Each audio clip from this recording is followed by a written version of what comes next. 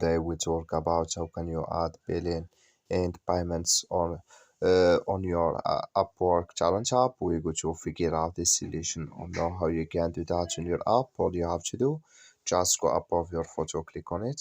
So then it's going to show for you a list like this. Then you click here on profile. So then you come to this list here. Then all you have to do, just switch into open video. So it's going to take a time. Then you go above this sign. Sorry, I'm go back.